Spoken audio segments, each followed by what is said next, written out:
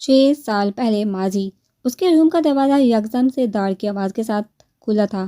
وہ جو آئینے کے سامنے کھڑی اپنا جائزہ لے رہی تھی، گردن موڑ کر دیکھا تو مصطفیٰ کو دروازے میں کھڑا پا کر وہ حیران ہوئی تھی۔ بھائی آپ یوں اچانک یہاں، سب خیریت تو ہے نا؟ وہ ایک لمحے کے لیے مصطفیٰ کی لہو رنگ آنکھیں دیکھا گھبرا تو گئی تھی، مگر فوراً سنبھل کر اسے کے قریب آئی تھی۔ جو شعلہ بار نظر سے کھڑا اس کو گھور رہا تھا، جو رباب کے لیے اچھی خبر نہیں تھی۔ کیا ہوا بھائی، آپ ایسے کیوں دیکھ رہے؟ اس سے پہلے کہ وہ اپنا جملہ مکمل کرتے چٹاہ کی آواز کمرے کی خاموشی میں گونج اٹھی تھی۔ وہ حیرانی اور بے یقینی کی کیفیت میں رخسار پر ہاتھ رکھے اپنے سامنے کھڑے مصطفیٰ کو دیکھ رہی تھی، جو کھا جانے والی نظروں سے اس کو گھور رہا تھا۔ بھائی آپ نے مجھ پر ہاتھ اٹھایا، مگر اس بار بھی اس کا جملہ دوسرے تھپڑ کی وجہ سے ادھورا رہ گیا تھا، اور اس بار کا تھپڑ اتنی زور کا تھا کہ رباب کا اپنا سر گھومتا ہوا محسوس ہوا تھا۔ وہ آنکھوں میں پانی لیے اپنے بھائی کو دیکھ رہی تھی، جس کا غصہ 2 تھپڑ مارنے کے بعد بھی کم نہیں ہوا تھا۔ بھائی میں نے آخر ایسا کیا کیا ہے کہ آپ میری کوئی بات سنے بغیر مجھ پر ہاتھ اٹھا دیا؟ اس بار غصے کی وجہ سے چیخ اٹھی تھی اس کی، تو یہ بات برداشت کے باہر تھی کہ اس کے بھائی نے پہلی بار اس پر ہاتھ اٹھایا تھا۔ تم جو کر چکی ہو نا رباب، اس کے آگے یہ 2 تھپڑ کچھ بھی نہیں۔ میرا بس چلتا تو میں تمہارا قتل کر دیتا۔ وہ غصے سے اپنی مٹھی سختی سے بے انتہا بولا، ورنہ اسے لگ رہا تھا کہ اس کا ہاتھ پھر سے اٹھ جائے گا، اور وہ یہاں اسفند کے گھر کوئی تماشا نہیں کرنا چاہتا تھا۔ میں نے ایسا کیا کیا بھائی جو آپ نے مجھے مارنے سے پہلے ایک بار بھی نہیں سوچا؟ وہ اپنا رخسار سہلاتے ہی بولی۔ جتنی طاقت لگا کر مصطفیٰ نے اسے تھپڑ مارا تھا، رباب کو پورا یقین تھا اس کا بھاری ہاتھ اس کے نازک رخسار پر اپنا نشان چھوڑ چکا ہوگا۔ ایک لڑکی کی عزت برباد کر کے تم مجھ سے پوچھ رہی ہو تم نے کیا کیا ہے؟ تمہیں کیا لگتا ہے رباب، مجھے خبر نہیں لگے گی تم کتنا بڑا کام کر چکی ہو؟ وہ غصے میں پھر سے اس کے جانا بڑھا، مگر اس کا غصہ دیکھ کر رباب ڈر کر 2 قدم پیچھے ہوئی تھی۔ آج صبح جب وہ اپنے کام کے سلسلے میں باہر جا رہا تھا، جب اپنے آدمی کے منہ سے رباب کا نام سن کر اس کے قدم اپنی جگہ تھام سے گئے تھے، اسے تفتیش ہوئی تھی اسے، اس لیے وہ مزید سننے کے لیے وہاں رک گیا۔ ہورین کا گارڈ اس کے 2 آدمی کو کچھ رقم دے رہا تھا جو رباب نے انہیں بھیجی تھی۔ رباب انہیں کسی کام کے لیے اتنی ہی رقم دے رہی تھی، بس یہی جاننے کے لیے وہ اس حال میں داخل ہوا تھا۔ وہ لوگ پہلے تو اسے دیکھ کر گھبرا گئے تھے، مگر وہ بھی مصطفیٰ زمان شاہ تھا، اس سے کچھ بھی چھپانا ان لوگوں کے لیے ناممکن تھا۔ اس لیے وہ لوگ اپنی جان بخشوانے کے لیے سب کچھ اس سے بتاتے چلے گئے تھے۔ سب جان لینے کے بعد وہ غصے میں کھولتا اس کے پاس آیا تھا۔ مصطفیٰ کو شاید کبھی خبر ہی نہ ہوتی کہ اس کی بہن کیا کر چکی ہے، اگر آج وہ ان لوگوں کی باتیں نہ سن لیتا۔ بھائی آپ کیا کہہ رہے ہیں؟ میں کچھ سمجھی نہیں، آپ کس بارے میں بات کر رہے ہیں؟ مصطفیٰ کے منہ سے یہ سب سن کر رباب کی آنکھیں کھلی کی کھلی رہ گئی تھی۔ اس کے تو وہم گماں میں بھی نہیں تھا کہ اس کے بھائی کو اس سب کی خبر لگ جائے گی، اس لیے انجان بنتی ہو بولی، چلو اگر تمہیں یاد نہیں تو میں یاد دلا دیتا ہوں، میں حفصہ کی بات کر رہا ہوں، اس لڑکی کی جس سے اسفند محبت کرتا تھا، جسے اپنے راستے سے ہٹانے کے لیے تم نے کڈنیپ کروا کر اس کی عزت برباد کر دی، اسے یہ ملک چھوڑنے پر مجبور کر دیا۔ میں اس لڑکی کی بات کر رہا ہوں رباب، کچھ یاد آیا تمہیں؟ اس نے اپنی آواز آہستہ ہی رکھی ہوئی تھی، مگر اس کا لہجہ اس کے غصے کی وجہ سے تنی ہوئی رگیں صاف طور پر واضح ہو رہی تھی، جو اس کے شدید غصے میں ہونے کا پتہ دے رہی تھی۔ میں نے کچھ غلط نہیں کیا بھائی، اپنی محبت کو پانے کے لیے مجھے جو صحیح لگا میں نے وہ کیا ہے۔ وہ اپنی غلطی ماننے کی بجائے الٹا خود کو صحیح ثابت کر رہی تھی۔ اس کے جواب سے مصطفیٰ کو بہت دکھ ہوا تھا، اسے لگا تھا کہ شاید وہ کہہ دے اس نے نہیں کیا یا اس سے غلطی ہوئی، مگر وہ شرمندہ ہونے کی بجائے ایسے بولی تھی جیسے اس نے جو کچھ کیا تھا وہ غلط نہیں ہے۔ اگر تمہیں ایسا لگ رہا ہے تم نے جو کیا صحیح کیا، تو پھر اب میں بھی وہی کروں گا جو مجھے صحیح لگتا ہے۔ مصطفیٰ کو اپنی بہن سے ہرگز ایسی امید نہیں تھی۔ اسے اس وقت بہت افسوس ہو رہا تھا کہ اس کی بہن کی وجہ سے اسفند اپنی محبت سے دور تھا۔ کیا مطلب، آپ کیا کریں گے؟ مصطفیٰ کی بات پر باپ کو اپنے آس پاس ہاتھے کی گھنٹی محسوس ہوئی تھی۔ میں ابھی اور اسی وقت اسفند کو جا کر سب سچ بتا دوں گا کہ تم اس کے ساتھ کیا کر چکے ہو۔ اس کے بعد وہ کوئی بھی فیصلہ لے تمہیں اسے قبول کرنا ہوگا۔ وہ ایک ایک لفظ پر زور دیتا رباب کا سکون برباد کرتا تھا۔ اس کے وہم و گمان میں بھی نہیں تھا کہ اپنے بھائی سے ایسی امید نہیں تھی۔ نہیں بھائی، آپ اپنی بہن کے ساتھ ایسا نہیں کر سکتے۔ سب حقیقت جاننے کے بعد اسفند کا کیا فیصلہ ہوگا آپ اچھی طرح سے جانتے ہیں۔ وہ پریشانی سے اپنے بھائی کی جانب بڑھی تھی، آنکھوں میں یکدم جھوٹے آنسو آ گئے تھے۔ تمہارے یہ آنسو مجھے نہیں روک سکتے رباب، میں پہلے ان کی وجہ سے ایک غلطی کر چکا ہوں، لیکن اب نہیں۔ وہ بے عدالتی سے اسے اپنا ہاتھ چھڑواتا ہوا دروازے کی طرف بڑھا تھا۔ بھائی میں پریگننٹ ہوں، اگر آپ نے اسفند کو سچ بتا دیا تو وہ مجھے چھوڑ دے گا۔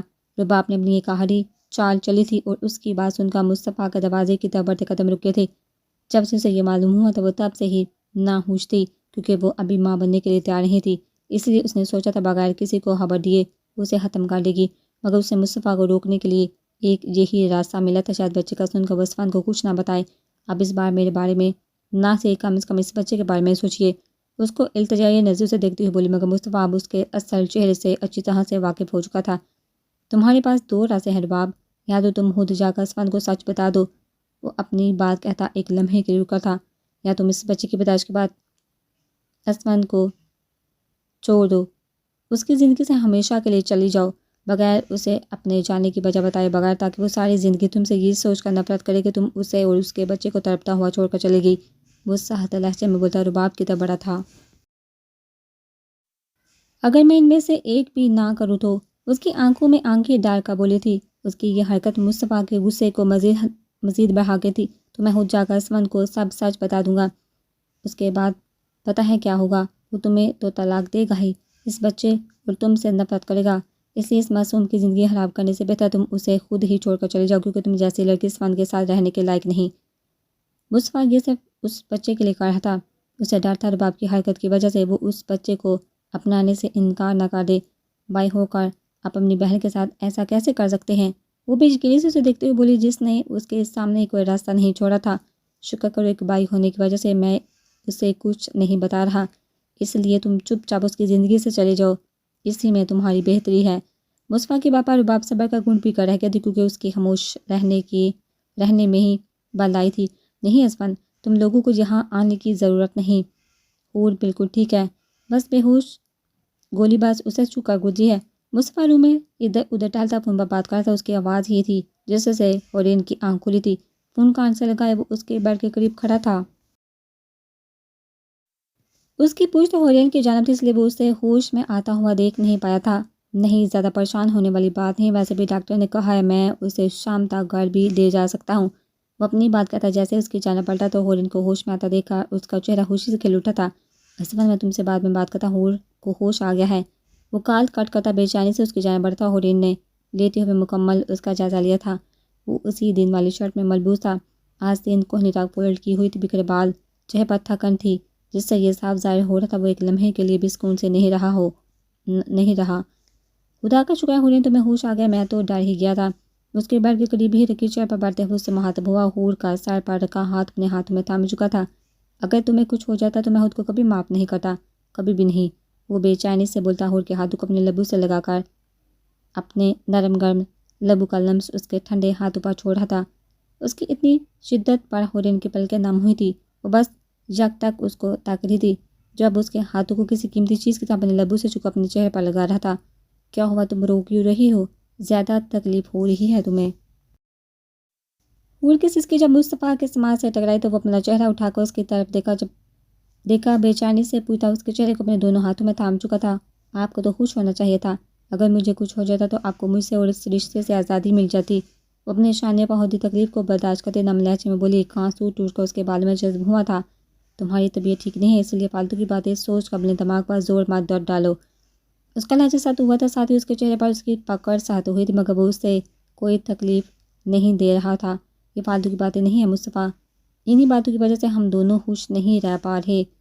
اچھا ہوتا وہ گولی مجھے صرف چھو کر نہ گزرتی اور ہم دونوں کی مشکل آسان ہو جاتی۔ اس کی آنکھوں میں آنکھیں ڈالے ہمت سے بول رہی تھی، کیونکہ یہ درد اس درد سے زیادہ تھا جو وہ پچھلے دنوں اس کی بے روحی اس کے دوری کی وجہ سے برداشت کر رہی تھی۔ اپنے شانے پر اٹھتی درد کی ٹیسو کو مکمل طور پر نظر انداز کی وہ بول رہی تھی، اس بات سے بے خبر کہ اس کی باتیں مصطفیٰ کے غصے کو بڑھا رہی تھی جو وہ مشکل سے ضبط کیے ہوئے تھا۔ خاموش ہو جا حور، بالکل خاموش، اب میں مزید ایک اور لفظ برداشت نہیں کروں گا۔ اس کے چہرے کو اپنے ہاتھوں میں تھامے ساتھی سے اپنی آنکھیں بند کرتا اپنی پیشانی اس کے پیشانی پر رکھ کر گہرے گہرے سانس لے رہا تھا، جیسے اپنے اندر اٹھتے طوفان کو کم کرنے کی کوشش کر رہا تھا۔ تم نہیں جانتے حور میں کل سے اب تک کس حالت سے گزرا ہوں، تمہیں اس حال میں دیکھ کر میں 1000 موت مرا ہوں۔ وہ اپنی آنکھیں بند کی اس لمحے کو بھولنے کی کوشش کر رہا تھا جب وہ بے سدھ خون سے لت پت اس کی باہوں میں تھی۔ وہ لمحہ اس کے لیے کسی قیامت سے کم نہیں تھا۔ مصطفیٰ، کیا آپ کو کبھی بھی مجھ سے محبت نہیں ہوئی؟ اورین نے اپنی آنکھیں کھول کر اسے دیکھا، جو ابھی بھی اس کی پیشانی سے اپنی پیشانی ٹکائے اس کے چہرے پر جھک اپنی آنکھیں بند کیے ہوئے کھڑا تھا۔ اورین نے اپنا ہاتھ بڑھا کر اس کے چہرے کو نرمی سے چھوا تھا۔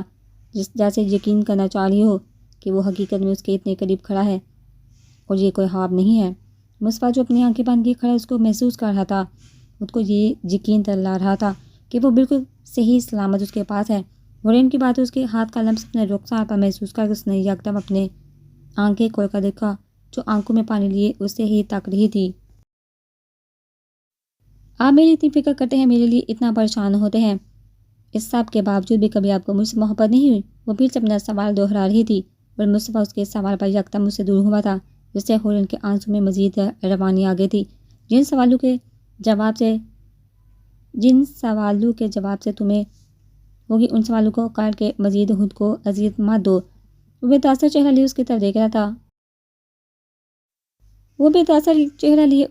رہا تھا۔ حور کے آنسو اسے تڑپا رہے تھے، مگر وہ خود پر ضبط کے پتھر بنا کھڑا اس کو دیکھتا رہا۔ میرے سوال کا جواب مجھے جب تک نہیں ملے گا، میں تب تک سوال کرتی رہوں گی، وہ بھی ضدی لہجے میں بولی تھی۔ آج وہ صاف صاف جان لینا چاہتی تھی آخر مصطفیٰ کے دل میں اس کے لیے کیا ہے۔ اس کے چہرے، اس کے ہر انداز سے صاف ظاہر ہوتا تھا کہ وہ اس سے محبت کرتا تھا، مگر وہ لفظوں میں کہتا ہوا جانے کیوں ڈرتا تھا۔ میں آج آپ سے آخری بار پوچھ رہی ہوں مصطفیٰ، اگر آپ کے دل میں میرے لیے محبت ہے تو میرا ہاتھ تھام لیجئے۔ وہ بھیگے لہجے میں کہتی، آنکھوں میں میرے لیے اپنا ہاتھ اس کی جانب بڑھا رہی تھی۔ اگر مجھ سے محبت نہیں کرتے ہیں تو آپ ابھی اسی وقت یہاں سے چلے جائیں، کیونکہ میں اس شخص کے ساتھ چاہتی ہوں جو مجھ سے محبت کرتا ہو، نہ کہ اپنی ذمہ داری نبھا رہا ہو۔ اس نے اپنی نظر دروازے کی طرف کرتے ہوئے کہا، جبکہ اس کا ہاتھ ابھی بھی اس کی جانب بڑھا ہوا تھا۔ وہ منتظر نظروں سے اس کو دیکھ رہی تھی، جو کبھی اس کے بڑے ہوئے ہاتھ کو دیکھتا تو کبھی اس کے چہرے کی طرف۔ اگر تم ایسا چاہتی ہو تو ٹھیک ہے۔ اپنی بات کہتا ایک قدم آگے بڑھا، جو حور کے چہرے پر ایک خوشی کی چمک لے آیا تھا، مگر اگلے ہی لمحے وہ پلٹا تھا۔ میں جا رہا ہوں، اگر میری ضرورت ہو تو ایک آواز دے دینا، میں آ جاؤں گا۔ اپنی بات کہتا وہاں رکا نہیں تھا، اپنے باری قدموں میں اس کا دل رونتا ہوا اس روم سے نکل گیا تھا۔ حورن بیگی پلکوں سے اس کو دور جاتا ہوا دیکھتی رہی تھی۔ وہ گنگناتی اپنی اور اسفند کی وارڈروب سے ہی کر رہی تھی۔ آج اس کا موڈ کافی خوشگوار تھا اور اس کے اس اچھے موڈ کی وجہ اس کی ماں تھی، جن سے آج اس کی بات ہوئی تھی۔ ان سے بات کر کے حفصہ مطمئن ہوئی۔ اس نے اپنی ماں کو سب بتا دیا تھا۔ رخسار بیگم پہلے تو اس کے نکاح کا سن کر پریشان ہوئی تھی، مگر جب انہیں یہ معلوم ہوا اس کا نکاح اسفند سے ہوا ہے تو ان کے اندر ایک سکون سا اتر گیا تھا، کیونکہ وہ حفصہ کی محبت سے واقف تھی۔ اس کے دل پہ جو بوجھ تھا وہ آج اپنی ماں سے بات کر کے ہلکا محسوس کر رہی تھی۔ بس اب اسے اسفند کو سب بتانا تھا، جس وجہ سے وہ آج تک اسے سے اتنی نفرت کرتا آ رہا تھا۔ اسے بتانا چاہتی تھی کہ وہ بے وفا نہیں، مجبور تھی۔ وہ وقت کبھی نہیں بھول سکتی تھی جب رباب کے آزاد کرنے کے بعد وہ گھر آئی۔ اس نے اپنے بھائی کو سچ بتانے کی کوشش کی، مگر کسی نے اس کی نہ سنی، صرف اس کی ماں کو اس پر اعتبار تھا۔ پر اس گھر میں اس کی ماں کی کون سنتا تھا؟ اس کی وجہ سے اس کے ساتھ اس کے باپ کی عزت حرام ہوئی تھی، اس لیے ابراہیم خان نے لوگوں کی باتوں سے بچنے کے لیے اسے باہر بھیج دیا۔ اس بیچ اس نے اسما سے رابطہ کرنے کی کوشش کی، مگر ناکام رہی۔ اس کے پاس اپنے باپ کی بات ماننے کے علاوہ کوئی راستہ نہیں تھا۔ 5 سال وہ اپنی ماں اپنے گھر سے دور رہی، اور پھر جب اس کے باپ نے اسے واپس بلوایا تو وہ کتنا خوش ہوئی تھی، مگر جب اسے یہ معلوم ہوا کہ اس کے باپ نے شمس سے اس کا نکاح کرنے کے لیے واپس بلوایا تھا تو اس کی خوشی مزید نہ رہ سکی تھی۔ وہ اس شخص سے کیسے نکاح کر سکتی تھی جس نے رباب کے ساتھ مل کر اس کے ساتھ یہ سب کیا تھا؟ اس لیے وہ وہاں سے بھاگ آئی تھی۔ اس کا اور اسفند کا ملنا قسمت میں لکھا تھا، اس لیے آج وہ اس گھر میں اس کی بیوی کی حیثیت سے موجود تھی۔ اس کی سوچوں کا سلسلہ تب ٹوٹا جب اس کی نظر وارڈروب میں موجود لاکڈ خانے پر پڑی۔ وہ اکثر اسے لاکڈ ہی دیکھتی تھی۔ اس کی چابی کہاں ہو سکتی ہے، جانے کیوں آج اسے اس لاکڈ خانے کو کھولنا چاہتا۔ وہ دیکھنا چاہتی تھا ہر اس میں ایسا کیا تھا جس وجہ سے اسفند اسے لاکڈ رکھتا تھا۔ وہ اسفند کی سائڈ میں اس کی چابی تلاش کرنے لگی اور قسمت سے وہ اسے دوسری دراز میں مل ہی گئی تھی۔ اس نے جلدی سے چابی اس دراز میں لگا کر اس کا لاک کھولا تھا۔ دل اندر سے اسفند کے آ جانے سے ڈر بھی رہا تھا۔ اس نے اپنا ہوش ہلکتار کرتے ہوئے دراز کھولا، مگر اس میں رکھی چیزیں دیکھ کر وہ اپنی جگہ کھڑی رہ گئی تھی۔ اس دراز میں اس کی تصویریں تھیں اور کچھ چیزیں جو وہ اسفند کو گفٹ کر چکی تھی۔ وہ چہرے پر حیرانی اور بے یقینی کے تاثر لیے ان چیزوں کو اٹھا کر دیکھنے لگی۔ اس نے اب تک اس کی اور حفصہ کی یادوں کو سنبھال کر رکھا ہوا، اس کا مطلب صاف تھا۔ اس کے دل میں آج بھی حفصہ کے لیے جذبات تھے، اسے کبھی نفرت ہی نہیں کر پایا۔ اگر کرتا تو اس کی چیزیں یوں اس طرح کسی قیمتی چیز کی طرح سنبھال کر نہ رکھتا۔ تمہاری ہمت کیسی میری پرسنل چیزوں کو ہاتھ لگانے کی، اور کس کی اجازت سے تم نے اس دراز کو کھولا؟ وہ جو نام آنکھوں سے ان سب کو دیکھ رہی تھی، اسفند کی باری اور سرد آواز پر وہ اس کی جان پڑتی تھی جو قہر برساتی نظروں سے اسے گھور رہا تھا۔ تم نے آج تک میری دی ہوئی چیزوں کو سنبھال کر رکھا ہوا ہے، مجھ سے اتنے نفرت کرنے کے باوجود تم اس بات سے انکار کیوں کرتے ہو؟ اس کے لہجے اور اس کے سوال کو نظر انداز کرتے وارڈروب بند کر کے ہاتھ میں وہ سب سامان لیے اس کی جانب بڑھی تھی۔ یہ سب میں نے اس لیے سنبھال کر رکھی کیونکہ یہ مجھے تمہارے دیے ہوئے دکھ کو یاد کرواتی ہے، یہ مجھے یہ یاد کرواتی ہے کہ تم بے وفا تھی، دھوکے باز تھی۔ وہ جپڑنے کے انداز میں اس سے سب سامان لیتا ان سب کو بیڈ پر پھینکتا ہوا گھر آیا تھا۔ اس کے سامنے یہ کبھی قبول نہیں کر سکتا تھا کہ وہ اس کی یادوں سے کبھی پیچھا نہیں چھڑوا سکا تھا۔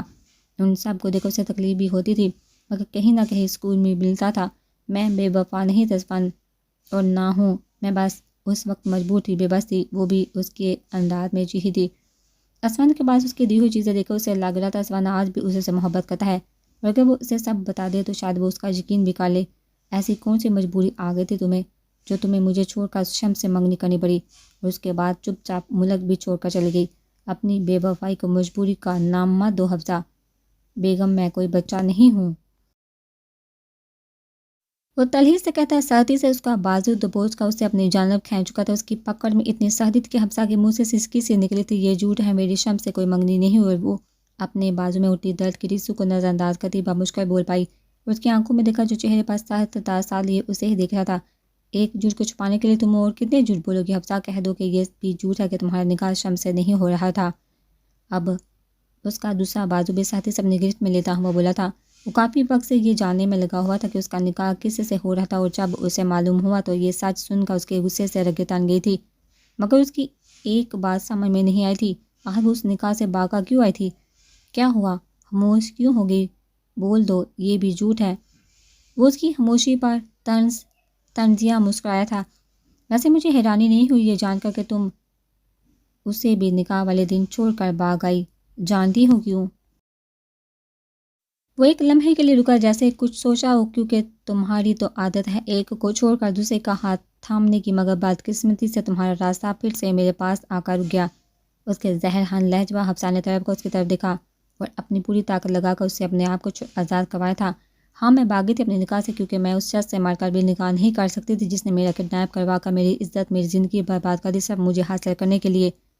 وہ چیختی ہوئی ایک سانس میں بولتی چلی گئی تھی۔ اس وقت اس کا پورا بدن لرز رہا تھا، آنکھوں سے آنسو مسلسل بہہ تھے، جبکہ اتنے بڑے انکشاف پر اسفند بے یقینی سے کیپٹن میں کھڑا اس کو دیکھتا رہ گیا تھا۔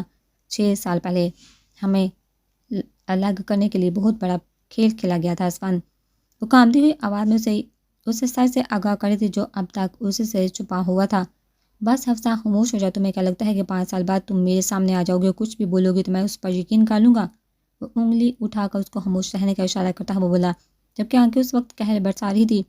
اس وقت وہ اس کی باتوں سے بالکل الجھا گیا تھا۔ نہیں اسفند، تمہیں سننا ہوگا، کیونکہ اس کھیل میں شمس اکیلا نہیں تھا، کوئی اور بھی اس کے ساتھ شامل تھا، اور جانتے ہو وہ کون تھا؟ وہ آہستہ سے قدم اٹھاتی اس کے قریب ہوئی تھی۔ اسفند کی بے اعتباری سے اسے دکھ تو ہوا تھا مگر وہ اب مزید خاموش نہیں رہنا چاہتی تھی، اور وہ شخص اور کوئی نہیں، رباب تھی۔ اس نے اور شمس نے مل کر یہ سب کیا تھا۔ وہ آہستہ سے بولی، مزید اس کے قریب ہوئی مگر اگلے ہی لمحے اس کا بازو پھر سے اسفند کی گرفت میں تھا۔ بس بہت ہو گیا حفصہ، اب ایک لفظ اور نہیں، میں کیسے یقین کر لوں؟ تم جو کچھ بھی کہہ رہی ہو سچ ہے۔ وہ سخت نظروں سے اس کو گھورتا ہوا بولا تھا۔ اس کا دل کہہ رہا تھا اس کی بات پر یقین کر مگر اس کا دماغ انکاری تھا، اس لیے میں آج تک تم سے سچ کہتی ہوں۔ کہتے ہوئے ڈرتی تھی، اسفند پر ایک بار میری آنکھوں میں دیکھو، کیا تمہیں لگتا ہے کہ میں اتنا بڑا جھوٹ بول سکتی ہوں؟ اگر مجھے شمس سے شادی کرنی ہوتی تو میں نکاح والے دن کیوں بھاگتی؟ اس کی آنکھوں میں جاگتی ہوئی بول رہی تھی، جبکہ اس کی آنکھوں میں سچائی دیکھ کر لمحے کے لیے اسفند کو اس کی بات پر یقین سے آ گیا تھا، مگر اگلے ہی لمحے وہ جھٹکے سے اس کا بازو چھوڑ کر اس سے دور ہوا تھا اور بغیر اسے کچھ بھی کہے کمرے سے نکل گیا تھا۔ اسے لگ رہا تھا اگر وہ کچھ دیر اور وہاں رکتا تو وہ حفصہ کی بات پر یقین کر لیتا، مگر وہ اتنی آسانی سے وہ تکلیف کیسے بھول سکتا تھا جو وہ سہ چکا تھا؟ اسے سب سے پہلے اس بات کا پتہ لگانا تھا کہ وہ جو کہہ رہی تھی وہ سچ تھا یا نہیں۔ یہاں میرے سامنے نظر نیچے کر کے کھڑے ہونے سے میرا غصہ کم نہیں ہوگا۔ کریم، بس ایک کام دیا تھا میں نے تمہیں، لیکن وہ بھی تم صحیح سے نہیں کر پائے۔ اپنے ہاتھ آدمی کریم کو سخت نظروں سے گھورتا ہوا غصے سے بولا تھا، اگر اس وقت اس کا کوئی اور آدمی ہوتا تو وہ اپنی آخری سانس گن رہا ہوتا، مگر سامنے کھڑا شخص اس کے لیے خاص تھا۔ زندگی کے ہر برے وقت میں وہ اس کے ساتھ رہتا تھا، اس لیے وہ چاہ کر بھی اس پر اپنا غصہ نکال نہیں سکتا تھا۔ میں نے سب سے اچھے شوٹر کو ہائر کیا تھا، مگر جانے کیسے اس کا نشانہ چون گیا۔ کریم اپنے پیشانی مسلتا ہوا پریشانی سے بولا۔ یہ تو اس کی بھی سمجھ میں نہیں آ رہا تھا کہ اس کے شوٹر سے غلطی کیسے ہو گئی تھی۔ اور اب کہاں ہے تمہارا وہ سب سے بیسٹ؟ پولیس کی نظر سے اس کو بچا کر رکھو، مجھے کوئی گڑبڑ نہیں چاہیے۔ ہاں نے اسے یاد دلانا ضروری سمجھا تھا۔ یقیناً اس حادثے کے بعد پولیس بھی اس میں انوالو ہو گئی ہوگی، اور وہ اس میں پھنسنا نہیں چاہتا تھا۔ کوئی گڑبڑ نہیں ہوگی ہاں، کیونکہ جس سے تمہیں ہتا ہے میں اس کو ہی ختم کر چکا ہوں۔ اس کے آفس روم میں آتے اس انجانی آواز پر ہان کے ساتھ کریم نے بھی پلٹ کر دیکھا تو مصطفیٰ کو دروازے میں کھڑا پایا، جو ماتھے پر لاتا شکنے لیے ان دونوں کا کھڑا گھور رہا تھا۔ کیا ہوا؟ مجھے جہاں دیکھ کر حیران ہو گئے۔ وہ ان دونوں کو اپنی جانب حیرانی سے دیکھتا ہوا پا کر طنزیہ انداز میں بولتا اس کے آفس میں داخل ہو چکا تھا۔ تمہاری ہمت کیسے ہوئی یہاں آنے کی، اور کس نے اجازت دی تمہیں اندر آنے کی؟ ہان اپنی حیرانی پہ قابو پاتے ہوئے سخت لہجے میں بولا۔ اتنے سال میں یہ پہلی بار تھا جب مصطفیٰ زمان شاہ اس کے آفس میں اس کے سامنے موجود تھا۔ ہمت کی تم بات کر رہے ہو تو تمہیں بتا دیتا ہوں کہ ابھی میں تمہارے اس آدمی کو موت کی نیند سلا کر آیا ہوں جس نے میری حور کو تکلیف دی۔ وہ ایک ایک لفظ پر زور دیتا کر آیا تھا۔ اور رہی اجازت کی بات تو مصطفیٰ زمان کو تم سے ملنے کے لیے اجازت لینے کی ضرورت نہیں۔ وہ اپنی آنکھیں اس پر گاڑے ہوئے بولا جو خطرناک حد تک سرخ ہو رہی تھی۔ تم کس آدمی کی بات کر رہے ہو؟ میں سمجھا نہیں۔ ہاں اپنے لہجے کو نارمل کرتا ہوا بولا۔ وہ کچھ بھی کہہ کر بات خراب نہیں کرنا چاہتا تھا۔ میں کس آدمی کی بات کر رہا ہوں تم اچھی طرح سے جانتے ہو، میں بس تمہیں یہاں وارننگ دینے آیا تھا۔ اگر آئندہ تم نے حور کو تکلیف دینے کی کوشش کی تو تمہارا وہ حل کروں گا کہ زندگی بار یاد رکھو گے۔ وہ اپنی بات کہتا دروازے کی جانب بڑھا، پھر کچھ سوچ کر ہان کی طرف پلٹا جو سخت نظروں سے اس کو گھور رہا تھا۔ اور رین سے دور رہو کیونکہ تمہاری بہتری اس میں ہے، ورنہ میں تمہارا وہ حل کروں گا کہ تم میرے قہر سے پناہ مانگو گی۔ ابراہیم ہان میری یہ بات یاد رکھنا۔ وہ اپنی بات کہتا وہاں رکا نہیں تھا، بلکہ اس کے جانے کے بعد ابراہیم ہان نے سختی سے اپنے سامنے موجود ٹیبل پر پنچ مارا تھا۔ مصطفیٰ کی اس کے آپس میں موجودگی سے ظاہر ہو گیا تھا کہ وہ اس بات سے واقف تھا کہ حور کی جان کا دشمن اور کوئی نہیں ابراہیم ہان تھا، اس کا طائر۔ اس مصطفیٰ کا کچھ کرنا ہوگا کریم، ورنہ یہ ہمارے راستے کی مشکل بنا دے گا۔ وہ ابھی بھی اس دروازے کی طرف دیکھ رہا تھا جہاں سے مصطفیٰ نکلا تھا۔ ان کے بیچ اب چوہے بلی کا کھیل ختم ہو چکا تھا۔ اگر حور کو ختم کرنا ہے تو ہمیں مصطفیٰ سے دور رکھنا ہوگا اس کو۔ ہان کریم اپنے مالک کی طرف دیکھتا ہوا بولا جو اس وقت غصے میں کھول رہا تھا۔ ہاں صحیح کہا، اور میں یہ اچھے سے جانتا ہوں کہ حورین کو مصطفیٰ سے کس طرح دور کیا جائے۔ کریم کی بات سن کے ابراہیم کے چہرے پر شیطانی مسکراہٹ آئی تھی، جس سے دیکھ کر اس کے ساتھ کھڑا کریم بھی مسکرا دیا۔